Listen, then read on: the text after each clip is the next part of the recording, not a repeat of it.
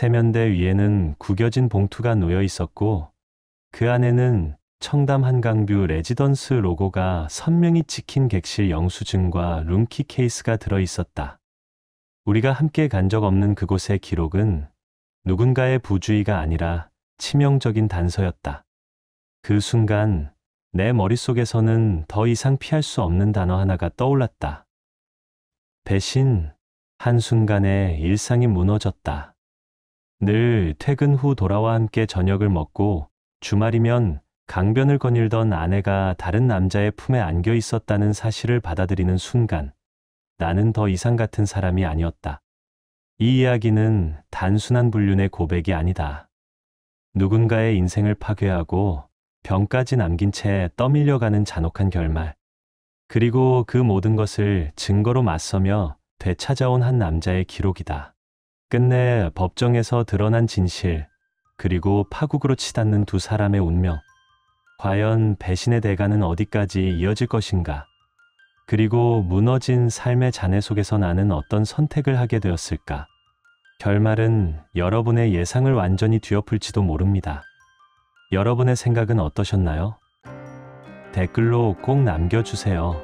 구독과 좋아요도 잊지 마시고 방탐정의 이중 파일과 함께 더 놀랍고 흥미로운 이야기 속으로 떠나봐요. 나는 52, 서울 여의도에서 약국을 운영하며 살아왔다. 겉으로 보이는 삶은 성실하고 평온해 보였고 아내 서연과의 결혼 생활 역시 남들 눈에는 무난하게 흘러가는 듯 보였다. 우리는 대학 시절부터 인연을 맺었고 연애 기간도 길었기에 누구보다 단단한 사이라고 믿어왔다. 결혼 8년 차, 이제는 서로의 존재가 공기처럼 당연한 것이라 착각하며 살아왔던 것이다. 서연은 청담의 피부과에서 상담실장으로 일했다. 직책도 있고 단정한 태도로 사람을 대하는 성격이라 나는 그녀를 의심할 이유조차 없다고 생각했다. 그러나 어느 순간부터 작은 균열이 눈에 들어오기 시작했다. 별일 아니라고 넘겼지만 지금 돌이켜보면 그때 이미 모든 게 무너지고 있었던 것이다. 예전엔 항상 저녁 7시면 집에 들어오던 사람이 어느 날부턴가 9시, 10시를 훌쩍 넘겨야 돌아왔다. 환자 상담이 길어졌어. 학회에서 긴급 회의가 있었어. 겉으로는 그럴듯한 변명이었지만 표정만은 설명과 달랐다. 예전 같으면 피곤하다며 얼굴을 찡그렸을 텐데 오히려 늦게 들어온 날일수록 화장이 그대로였고 거울 앞에서 홀로 미묘한 미소를 짓곤 했다. 주말에도 학회, 워크숍을 이유로 집을 비우는 일이 늘었다. 피부과 신기술 교육, 고객 응대 세미나. 나는 처음엔 열정적인 태도로 여겼으나 차츰 그 모든 이유가 공허하게 들렸다. 서연은 원래 사치와 거리가 먼 사람이었다. 그런데 갑자기 값비싼 향수를 뿌리기 시작했고 동료 추천으로 샀다는 설명은 귀에 들어오지 않았다. 휴대폰을 대하는 태도도 달라졌다. 예전에는 아무데나 두고 다니더니 이제는 화장실까지 들고 들어가고 잠들 때는 꼭 화면을 뒤집어 자기 쪽으로 돌려놓았다. 메시지가 울릴 때마다 은근한 미소가 스쳐갔고 그 미소가 내 가슴을 갉아먹었다. 더 치명적인 건 몸가짐이었다. 소파에서 함께 TV를 보면서도 몸을 멀리 두었고 잠자리에서도 늘 이유를 댔다. 오늘은 몸이 안 좋아. 내일 일찍 나가야 해. 피곤해. 핑계는 다양했지만 반복될수록 더 이상 단순한 피곤함으로는 설명할 수 없었다. 특히 주말 아침 부랴부랴 샤워를 하고 향수를 진하게 뿌린 채 집을 나서는 뒷모습을 볼 때마다 내 머릿속에 하나의 단어가 더욱 뚜렷해졌다. 배신. 그 두 글자가 내 의식을 잠식해 들어왔다. 혹시 서연에게 다른 남자가 있는 건 아닐까? 그 생각은 원처럼 머릿속을 빙빙 맴돌았다. 그러나 증거가 없으니 서툴리 따질 수도, 그렇다고 매일 의심을 안고 살 수도 없었다. 약국 카운터에 앉아 있어도 계산기 숫자가 흐려졌고 처방전의 글자가 겹쳐 보였다. 머릿속에는 오직 한 사람, 서연의 얼굴만이 떠올랐다. 그러던 어느 날 밤이었다. 서연은 또 학회가 있다며 서둘러 집을 나섰다. 나는 일부러 약국 문을 평소보다 일찍 닫고 귀가했다. 불을 켜고 현관에 들어서자 고요한 집 안. 그런데 화장실 문틈 사이로 은은한 향이 흘러나왔다. 세면대 위에는 구겨진 봉투가 놓여 있었고 그 안에는 청담 한강뷰 레지던스 로고가 선명히 찍힌 객실 영수증과 룸키 케이스가 들어 있었다. 누군가 부주의하게 두고 간 흔적. 그러나 내겐 치명적인 단서였다. 나는 손끝으로 종이를 꺼내 빛에 비춰 보았다. 밝은 날짜와 시간이 선명하게 박혀 있었다. 우리가 함께 그곳에 간 적은 결코 없었다. 최근 몇 달 동안은 여행은커녕 외식조차 뜸했으니까. 그렇다면 이건 누가, 언제, 어떤 이유로 가져온 것일까? 그 질문이 목구멍을 조여왔다. 서연이 집에 돌아왔을 때 나는 일부러 아무렇지 않은 듯 물었다. 화장실에 청담 레지던스 영수증이 있던데 어떻게 된 거야? 순간 그녀의 눈빛이 흔들렸다. 짧은 침묵 끝에 내놓은 대답은 준비된 것처럼 매끄러웠다. 오늘 학회 장소가 거기였어. 참석자들한테 기념품으로 나눠준 거야. 그냥 버리기 아까워서 가져왔어. 말은 그럴듯했지만 서연의 표정은 이미 거짓을 말하고 있었다. 평소라면 당신도 써봐라며 건넸을 텐데 그날은 오히려 영수증과 봉투를 재빨리 치우려 했다. 그리고는 피곤하다며 침실로 몸을 숨겼다. 나는 더 이상 묻지 않았다. 대신 속으로 묵직한 의심을 새겨 넣었다. 그날 이후 나는 서연의 행동을 더 세심하게 지켜보기 시작했다. 의심은 서서히 확신으로 굳어졌다. 출근길 옷차림은 달라졌다. 예전에는 단정하고 담백한 차림이었는데 요즘은 튀어 이상으로 화려해졌다. 주말에 학회에 간다며 나설 때는 마치 데이트하러 나가는 듯 온몸을 장식하고 향수를 진하게 뿌렸다. 향기도 변했다. 집에서 나설 때의 향과 돌아올 때 몸에서 풍기는 향이 달랐다. 더 묵직하고 관능적인 향이 섞여 있었고 때로는 낯선 잔향이 그녀의 옷깃에 스며 있었다. 나는 그것이 다른 남자의 흔적일 거라는 생각에 사로잡혔지만 입 밖으로 꺼내진 않았다. 휴대폰은 더 노골적이었다.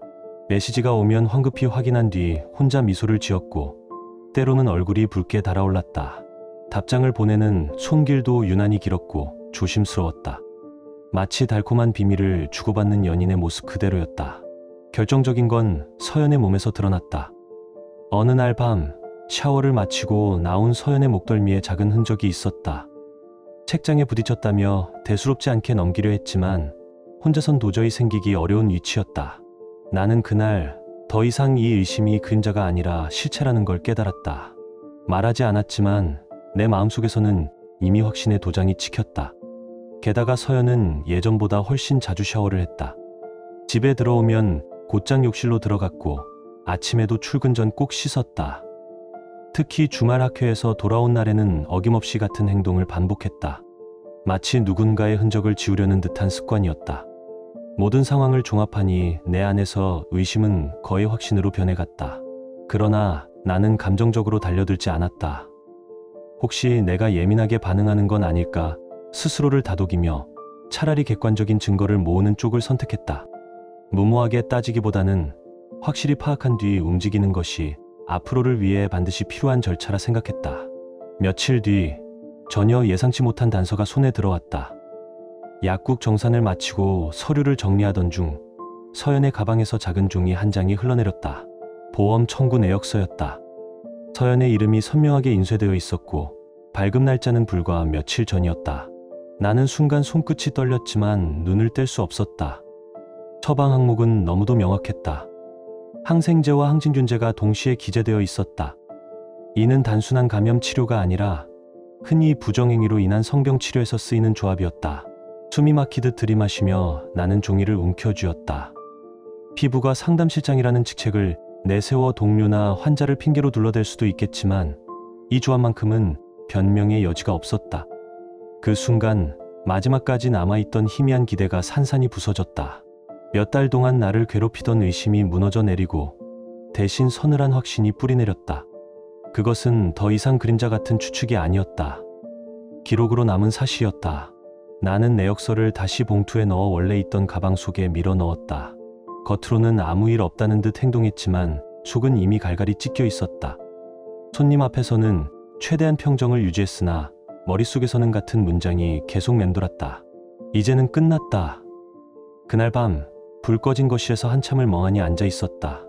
그동안 단지 추측만 품고 살았는데 이제는 부정할 수 없는 기록이 손에 들어온 것이다. 서연이 병을 숨겼다는 사실, 그리고 그것이 내게서 비롯된 것이 아니라는 사실. 내가 걸리지 않은 병이라면 그 흔적은 반드시 다른 남자와의 관계에서 비롯된 것이었다. 서늘한 확신이 온몸을 휘감으며 지난 몇 달간의 장면들이 한꺼번에 제자리를 찾아갔다. 자주 씻던 습관, 내 곁을 피하던 몸짓, 반복되는 학회와 워크숍, 모두가 한 줄로 이어졌다. 이제 내가 해야 할 일은 단 하나, 서연이 언제부터 누구와 그런 관계를 맺었는지를 밝혀내는 것이었다. 집으로 돌아오는 길, 수십 번 생각을 굴렸다. 지금 당장 따질 수도 있었다. 하지만 그렇게 하면 서연은 발뺌하거나 더 교묘하게 흔적을 지워버릴 것이다. 나는 감정을 억눌렀다. 차라리 차갑게 준비하자. 철저하게 증거를 모아 변명조차 할 수 없도록 덫을 놓자. 집에 도착했을 때 거실은 텅 비어 있었다. 서연은 아직 돌아오지 않았다. 소파에 앉아 불빛 하나만 켜두고 나는 마음속으로 게임의 시작을 선언했다. 이제는 심증이 아니라 물증의 차례였다. 얼마 뒤 서연이 들어왔다. 나는 평소처럼 무심하게 말했다. 오늘 고생 많았지. 일은 잘 끝났어? 서연은 잠시 눈길을 피하며 응, 좀 피곤해 하고 짧게 답하더니 곧장 침실로 향했다. 그 뒷모습을 바라보며 내 안에서는 싸늘한 웃음이 번졌다. 그녀는 아직 모른다. 이미 모든 게 발각되었고 내가 준비를 시작했다는 사실을.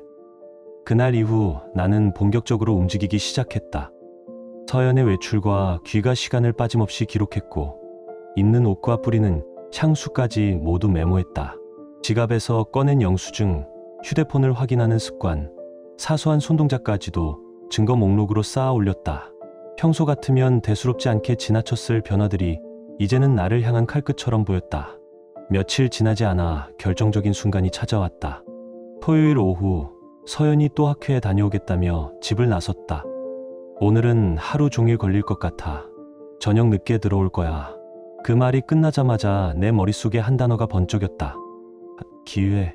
드디어 그녀의 거짓말을 따라붙을 수 있는 순간이 온 것이다. 서연이 집을 나간 지 한 시간이 흐르자 나도 조용히 움직였다. 혹시 모를 상황에 대비해 미리 렌터카를 빌려두었다. 내 차를 그대로 쓰면 눈에 띌 수 있으니 전혀 다른 번호판의 차로 준비한 것이다. 모자와 선글라스를 눌러 쓰고 운전대를 잡았다.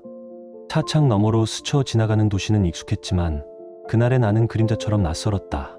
지하철역 앞. 서연은 누군가를 기다리듯 서성이며 휴대폰을 만지작거리고 있었다. 10여 분쯤 지나자 검은색 외제차가 다가와 멈췄고 중년의 남자가 내렸다. 그 순간 서연은 주저없이 그 남자의 품에 안겼다.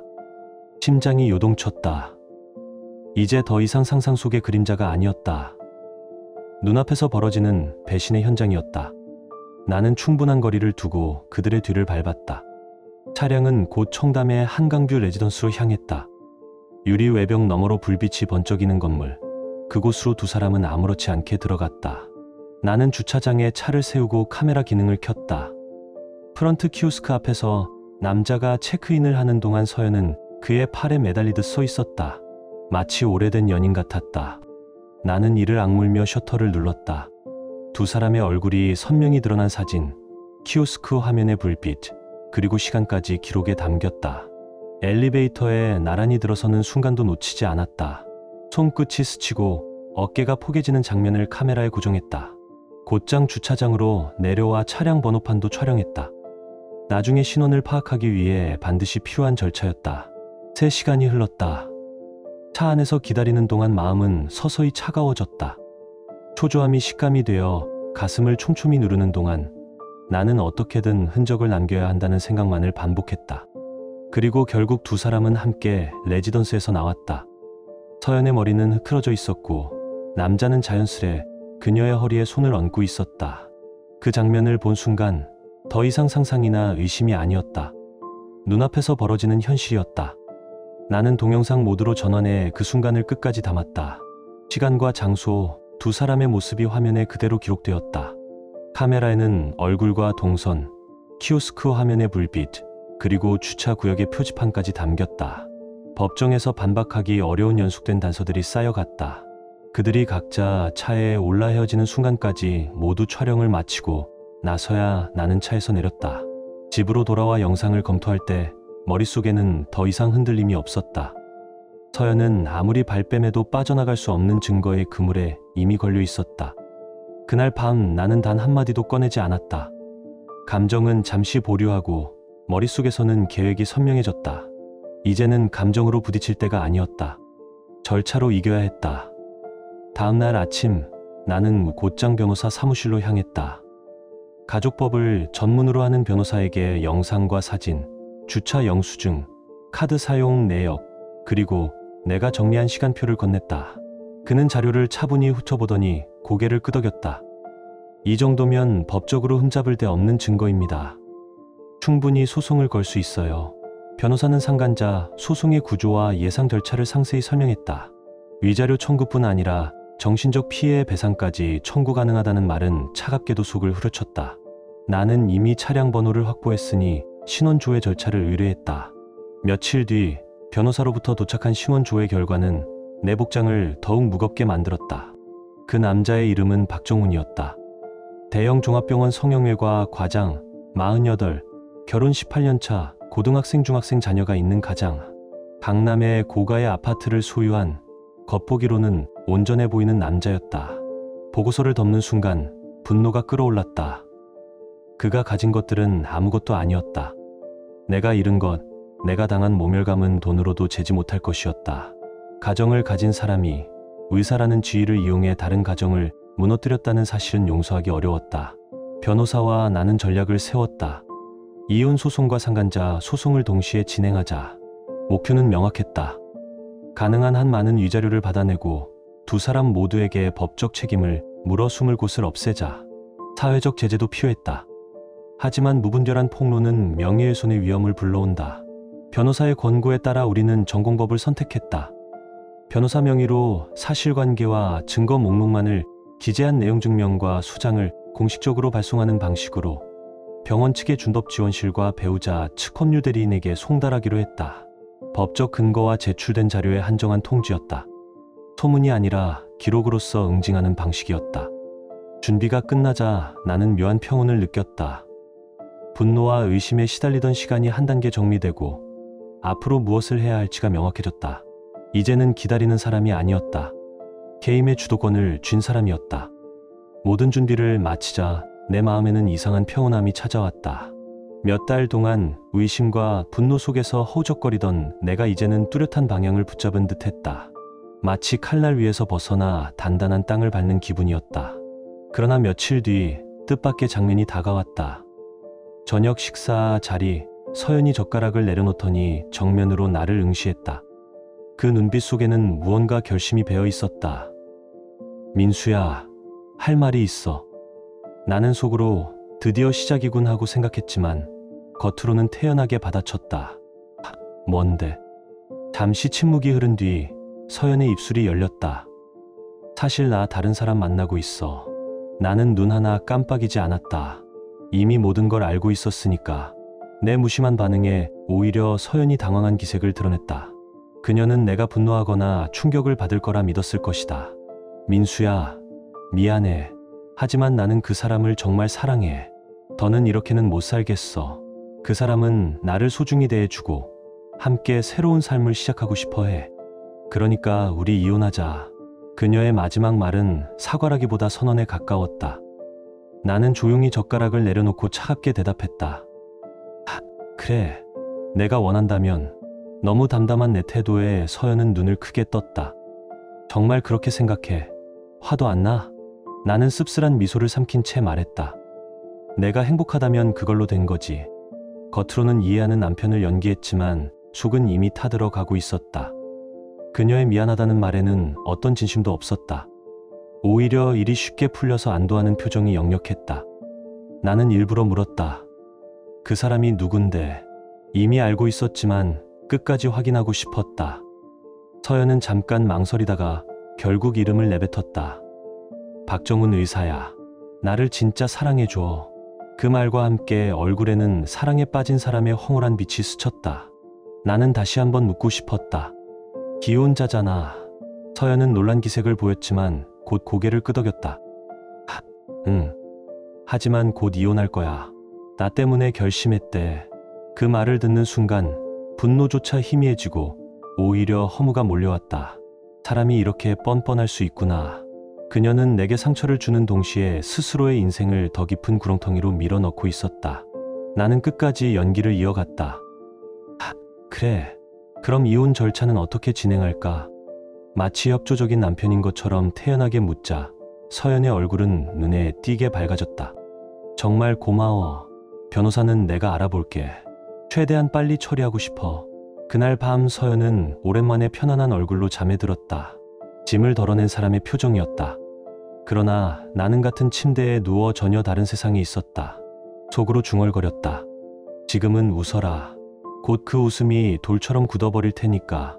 다음 날부터 서연은 더욱 당당해졌다. 숨길 필요가 없다고 여긴 듯 이제는 박정훈과의 만남을 대놓고 입에 올렸다. 오늘 정훈이랑 저녁 먹고 올게. 늦은 밤 집에 돌아와서는 얼굴에 행복이 묻어났다. 정말 좋은 사람이야. 언젠가 당신도 만나보면 알 거야. 나는 아무 말 없이 고개만 끄덕였다.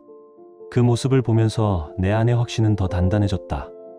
이 사람과 결별하는 것은 손해가 아니라 회복이었다. 내 인생을 되찾는 길이라는 생각이 점점 굳어졌다. 며칠 뒤 서연은 변호사를 선임했다고 말했다. 그리고 절차를 서두르자고 했다. 재산 분할은 깔끔하게 반반. 위자료는 서로 청구하지 말자. 나는 짧게 대답했다. 알겠어. 나도 변호사랑 상의해 볼게. 서연은 덧붙였다. 빨리 끝났으면 좋겠어. 정훈이도 기다리고 있으니까. 그 말을 듣는 순간 나는 속으로 비웃음을 터뜨렸다. 조금만 기다려라. 곧 내가 상상조차 못한 카드들이 테이블 위에 펼쳐질 것이다. 다음 날 아침 나는 내 변호사에게 연락을 취했다. 이제 시작합시다. 상대 쪽에서 먼저 이혼을 요구해 왔습니다. 변호사는 곧바로 답했다. 완벽한 타이밍입니다. 준비한 자료들을 순서대로 투입하겠습니다. 그날 오후 변호사 사무실에서 최종 전략을 확인했다. 첫째, 이혼 소송에서는 서연의 명백한 부정행위를 근거로 위자료를 청구한다. 둘째, 동시에 박정훈을 상대로 상간자 위자료 소송을 제기한다. 우리가 손에 쥔 것은 단순한 의심이 아니라 명백한 물증이었다. 청담 레지던스 출입 장면을 담은 사진, 키오스크 체크인 기록이 보이는 화면, 주차장에서 찍은 차량 번호판, 서연의 카드 사용 내역, 보험 청구 내역과 약국 영수증. 모든 시간이 한 줄로 맞물리며 배신의 퍼즐을 완성하고 있었다. 사회적 책임을 묻는 절차도 준비했다. 변호사 명의의 내용 증명을 병원 중법지원실과 인사팀에 송달하기로 했다. 과장된 평판 공세는 하지 않는다. 법원에 제출된 자료와 동일한 사실만 기록으로 남긴다. 명예훼손이라는 늪에 빠지지 않기 위해서였다. 그리고 마지막으로 박정훈의 배우자에게도 법률 대리인을 통해 사실 통지서를 발송한다. 판결이 내려지기 전이라도 진실을 알 권리는 분명히 존재하기 때문이다. 소송 준비가 마무리되자 내 마음은 이상하리만큼 고요해졌다. 칼날은 여전히 차갑게 내 앞에 놓여 있었지만 손끝은 더 이상 떨리지 않았다. 집으로 돌아와 식탁 위를 정리하고 있는데 서연이 들어오며 무심히 말했다. 오늘 서류 접수했어. 빠르면 다음 주에 일정이 잡힐 거야. 나는 고개를 끄덕이며 담담히 대답했다. 좋아. 절차대로 가자. 그녀는 내가 순순히 따라온다고 믿고 있었다. 하지만 정작 본인은 내가 깔아둔 덫 위를 스스로 걸어가고 있다는 사실을 눈치채지 못했다. 며칠 전 다시 확인한 보험 청구 내역과 약국 기록 속에는 단순 감염이 아닌 진단명이 또렷이 찍혀 있었다. 의학 용어를 검색하는 순간 서늘한 문장이 눈에 들어왔다. 재발률이 높고 완치가 거의 불가능한 바이러스성 질환. 스트레스나 면역력 저하만으로도 다시 고개를 드는 평생관리형 질환이었다. 아이러니하게도 나는 묘한 안도감을 느꼈다. 서연과 박정훈은 이제 서로에게 영원한 짐이 될 터였다. 한때는 달콤한 도피처처럼 보였던 관계가 곧 서로의 발목을 붙잡는 족쇄로 변할 것이다. 그 사실 하나만으로도 이미 절반의 형벌은 내려졌다고 생각했다. 며칠 뒤 법원에서 발송한 수장 부본이 양쪽으로 송달되었다. 나는 그날을 기다리며 차분히 앉아 있었다. 이제 연극의 막이 오르는 순간이었기 때문이다. 사흘 후 서연이 서류를 받았다. 집에 들어오자마자 손에 법원 도장이 찍힌 봉투를 흔들며 소리쳤다. 이게 뭐야? 왜 이런 걸 보낸 거야? 나는 일부러 태연하게 대답했다. 변호사가 정식 절차로 진행하는 게 낫다고 하더라. 협의 이혼도 결국 법적 절차는 필요하잖아. 서연은 봉투를 열어 서류를 훑더니 얼굴이 새하얗게 질렸다. 위자료 청구. 이게 뭐야? 나는 차갑게 받아쳤다. 당연하지. 내가 바람을 피워서 이혼하는데 정신적 피해 보상은 받아야지. 서연의 목소리는 분노로 떨렸다. 당신이 협조해 준다며. 나는 고개를 저으며 단호히 말했다. 협조 맞아. 법대로 하는 거니까. 내 태도가 바뀌자 그녀의 눈빛이 흔들렸다. 서류를 넘기던 손이 멈춘 곳에 또 다른 문구가 박혀 있었다. 상간자 소송 정훈이까지 고소한 거야? 나는 마침내 가면을 벗어던졌다. 당연하지. 남의 아내를 빼앗아 간 사람이 무사할 거라 생각했어? 서연의 얼굴은 순식간에 패닉으로 굳어졌다. 당신이 이럴 줄 몰랐어. 정말 실망이야. 나는 비웃음을 터뜨리며 맞받았다. 실망. 7년 동안 결혼 생활을 짓밟고 남편을 속이고 병까지 끌어온 내가 감히 나한테 실망이라고? 그 순간 서연의 눈빛이 크게 흔들렸다. 내가 그녀의 진단 기록까지 확인했다는 사실을 깨달은 것이다. 어떻게 알았어? 나는 단호히 잘라 말했다. 처방전도 다 확인했어. 박정훈이랑 함께 치료받고 있는 거 말이야. 서연은 완전히 말문을 잃고 고개를 떨궜다. 그날 밤 그녀는 박정훈에게 전화를 몇 차례 걸었다. 아마 대책을 의논하려 했겠지만 상황은 이미 다른 국면으로 넘어가 있었다. 그에게는 병보다 더 무거운 공포, 곧 닥칠 법정이 기다리고 있었으니까. 며칠 뒤 서연의 변호사를 통해 합의 제안이 들어왔다. 그러나 나는 단호히 거절했다. 재판으로 갑니다. 모든 진실을 공개하겠습니다. 이제 마지막 단계만 남아 있었다. 재판정에서 두 사람이 무너져 내릴 장면을 떠올리니 긴장보다 묘한 설렘이 앞섰다. 특히 박정훈의 가족이 진실을 알게 될 순간을 기다리고 있었다. 드디어 첫 재판날이 찾아왔다. 이혼 소송이 먼저였다. 나는 이른 시간에 법원에 도착해 호흡을 고르고 준비한 서류들을 다시 정리했다. 오늘은 그동안 모아온 모든 것을 한꺼번에 펼쳐낼 무대였다.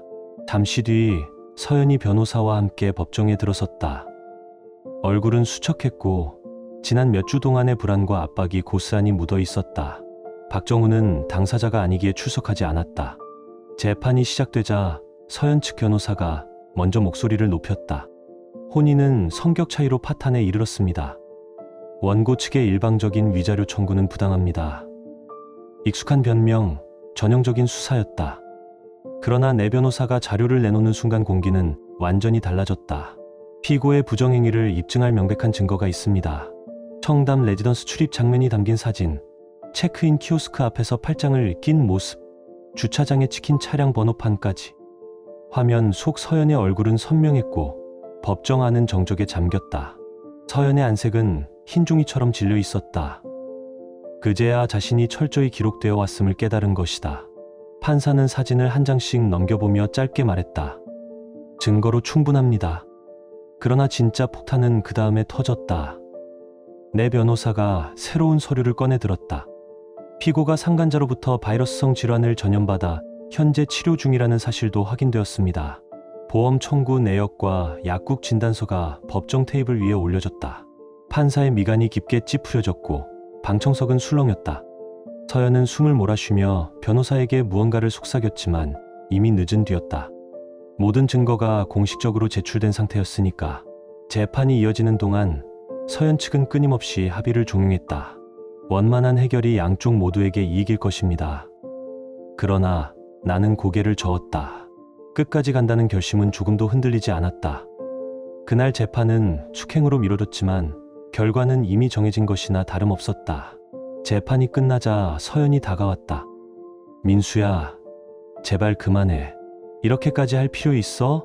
나는 차갑게 잘라냈다. 필요하지. 7해 동안 속이고 남편에게 병까지 옮겨온 사람이 그런 말을 해? 서연은 눈물을 쏟으며 미안해. 다시는 안 그럴게라고 매달렸지만 이미 돌이킬 수 없는 선을 넘어선 뒤였다. 일주일 뒤 상간자 소송 재판이 열렸다. 이번에는 박정훈도 피고석에 앉아야 했다. 영암 속 화려한 지기는 사라지고 그의 모습은 한낱 피고인에 불과했다.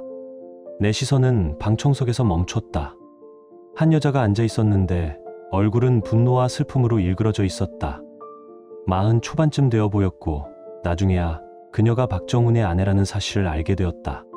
그 순간 진짜 파국이 시작되려 하고 있었다. 재판정의 공기는 처음부터 팽팽했다. 박정훈은 변호사 옆에 앉아 태연한 척 부인했다. 단순한 업무상 만남이었을 뿐입니다. 불순한 관계는 아니었습니다.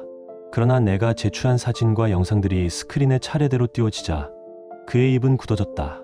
청담 레지던스에 나란히 들어가는 장면, 키오스크 앞에서 팔짱을 낀 모습, 주차장 번호판까지. 그리고 결정적인 순간 두 사람의 입술이 겹쳐지는 장면이 나오자 방청석에서 흐느낌이 터졌다. 뒤돌아보니 박정훈의 아내였다. 그녀는 자리에서 벌떡 일어나 서연에게 다가갔다. 순간 날카로운 소리와 함께 서연의 얼굴에 침이 튀었다. 남의 남편을 빼앗아 놓고도 뻔뻔하게 서 있네. 법정은 아수라장이 되었다. 법원 직원들이 황급히 제지했지만 혼란은 이미 걷잡을 수 없었다. 박정훈의 아내는 울부짖으며 소리쳤다. 당신 같은 놈이랑은 못 살아. 이혼이야. 그녀는 그대로 법정을 뛰쳐나갔고 박정훈의 얼굴은 새하얗게 질렸다. 이후 재판은 빠르게 정리됐다. 내 변호사는 차분하게 상간자 소송을 밀어붙였다. 합의를 제안하던 박정훈 측은 번번이 거절당했고 결국 판사는 판결을 내렸다. 박정훈은 상당한 금액의 위자료를 지급하라. 서연과의 이혼 소송에서도 내 주장이 그대로 받아들여졌다. 법원을 나서며 나는 승패의 무게가 어디에 있는지 분명히 알았다. 법원 앞에서 마주친 박정훈은 고개를 깊숙이 숙이며 중얼거렸다. 정말 죄송합니다. 나는 짧게 답했다. 늦었습니다. 그리고 그대로 돌아섰다. 서연은 재판 후 완전히 무너졌다. 박정훈은 아내에게 이혼 소송을 당했고 병원 내에 소문이 퍼지며 입지는 급격히 좁아졌다. 서연이 믿었던 새로운 인생은 순식간에 무너져 내렸다. 그로부터 1년, 나는 위자료로 약국을 확장했고 평온한 일상을 되찾았다. 서연과는 모든 연락을 끊었다. 사진, 번호, 기억까지 지원했다. 그러던 어느 가을 저녁 약국 문을 닫고 정산을 마치던 순간 전화가 울렸다. 모르는 번호였다. 받자마자 침묵이 이어졌다. 끊으려는 순간 떨리는 목소리가 흘러나왔다. 민수야, 나야. 서연이야. 순간 온몸이 굳어졌다. 1년 만에 듣는 그 목소리는 예전과 달랐다. 기운이 빠지고 초라했다. 무슨 일이야? 나는 차갑게 물었다. 민수야, 나 좀 도와줘. 서연의 목소리에는 절망이 깊게 스며 있었다. 우린 이미 끝났잖아. 더 이상 할 말 없어. 나는 전화를 끊으려 했고 그 순간 다급한 외침이 이어졌다. 잠깐만, 제발, 나 정말 힘들어. 나는 비웃음을 감추지 않았다. 힘들다고? 그래서 지금 나한테 전화를 한 거야? 잠시 흐느끼던 그녀가 마침내 내뱉었다. 나 병이 악화됐어. 그리고 정훈이도 날 버렸어. 나는 묘한 쾌감이 치밀었다. 정훈이가 널 버렸다고? 말끝을 고르며 서연은 울먹였다. 재판이 끝난 뒤 정훈이 아내가 결국 이혼 소송을 냈어. 그는 다 잃었고 나도 남은 게 없어. 그 목소리에는 과거의 오만은 사라지고 초라한 파편만 남아 있었다. 그러나 내 마음은 이미 닫혀 있었다. 나는 대답하지 않았다. 그리고 전화를 끊었다. 그 순간 7년 결혼 생활의 마지막 끈마저 끊어졌다. 그러나 서연은 포기하지 않았다. 계속 떨리는 목소리로 하소연을 이어갔다. 정훈이가 결국 나를 버렸어. 가정을 지켜야 한다는 말만 남기고 떠났어. 내가 믿었던 건 전부 거짓말이었어. 나는 짧게 대꾸했다. 그래서 무심한 내 반응에 그녀의 절망은 더욱 깊어졌다. 서연은 이어서 말했다. 병원에서도 소문이 돌아서 정훈이는 결국 다른 곳으로 발령났어. 나는 완전히 혼자가 됐어. 나는 차갑게 되물었다. 병이 악화됐다는 건 무슨 뜻이지? 이미 짐작은 하고 있었지만 직접 확인하고 싶었다. 잠시의 침묵 뒤 서연은 울먹이며 토해냈다. 재발했어. 그것도 심하게. 의사가 말하길 스트레스 때문에 면역력이 무너져서 앞으로 평생 약을 먹어야 한다고 했어. 나는 속으로 웃음이 새어나왔다. 그녀가 저지른 모든 일의 대가가 결국 이런 모습으로 되돌아온 것이었다. 그래서 나한테 뭘 바라는 거야? 내 질문에 서연은 간절히 매달렸다. 민수야, 제발 나 정말 갈 곳이 없어. 병원비도 감당 못하고 일도 끊겼어. 정훈이는 이미 연락도 두절됐어. 제발 단 한 번만 마지막으로 도와줘.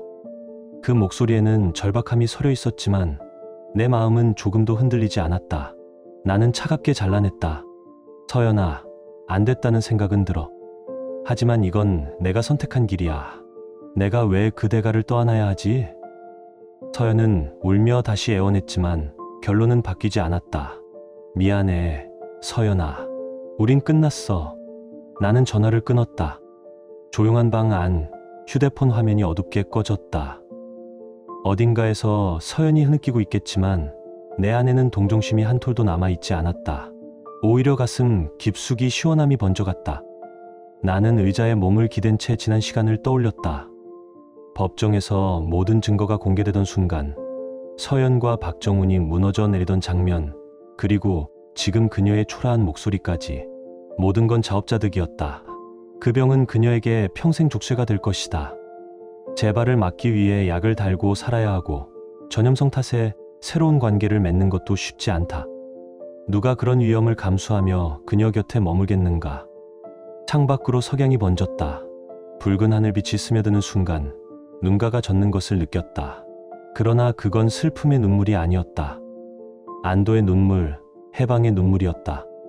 서연이 내게 남긴 건 고통뿐이었지만 결국 그 고통은 그녀 자신에게 되돌아갔다. 나는 이제 자유였다. 모든 짐에서 벗어나 새로운 삶을 걸어갈 자유. 박정훈 역시 다르지 않았다.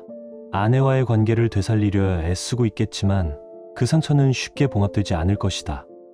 게다가 그도 같은 병을 짊어진 채 살아가야 한다. 의료계라는 좁은 세계 안에서 소문은 불길처럼 번지고 그의 이름 뒤에 따라붙는 낙인은 사라지지 않을 것이다. 나는 깊은 숨을 내쉰 뒤 눈을 감았다가 천천히 일어섰다. 이제 정말 모든 것이 끝났다. 서연과 박정훈은 스스로 뿌린 씨앗을 평생 거두며 살 것이다. 그들은 나를 무너뜨리려 했지만 결국 자기 삶을 갉아먹고 있었다. 반면 나는 달랐다. 나는 버텼고 증거로 맞섰고 진실로 복수했다. 그 대가로 얻은 것은 단순한 위자료가 아니었다. 자유였다. 누구에게도 더 이상 비치지 않는 자유, 다시 내 삶의 주인이 될 수 있는 자유였다. 집으로 가는 길, 나는 하늘을 올려다보았다. 별들이 쓸쓸히 그러나 또렷이 빛나고 있었다. 어떤 별은 금세 꺼질 듯 흔들렸지만 또 다른 별은 묵묵히 자리를 지키며 빛을 이어갔다. 그 장면이 내게 말해주었다. 배신의 상처는 시간이 심판한다. 진실은 언젠가 스스로 제 빛을 드러낸다. 나는 다시 걸음을 옮겼다. 앞으로 남은 길은 과거를 뜯어고치는 일이 아니라 남은 시간을 채워가는 일이었다. 뒤를 돌아보지 않았다. 별빛 아래에서 나는 새로운 인생을 향해 조용히 걸음을 옮겼다. 지금 당신의 마음은 어떤가요? 이야기를 읽으며 떠오른 감정이나 생각이 있다면 댓글로 나눠주세요. 당신의 진심 어린 한마디가 누군가에겐 큰 위로가 될 수 있습니다. 이 짧은 이야기 속에 작은 온기나 잊고 지낸 감정 하나라도 담겨 있었다면 그것만으로 이 이야기는 충분히 의미 있는 시간이었을 거예요. 좋아요와 구독 그리고 공유는 이런 따뜻한 이야기가 더 많은 사람의 하루에 조용히 스며들 수 있는 힘이 됩니다. 함께 해주셔서 고맙습니다. 당신의 하루에도 조용한 평안과 따뜻한 사람이 함께하길 진심으로 바랍니다.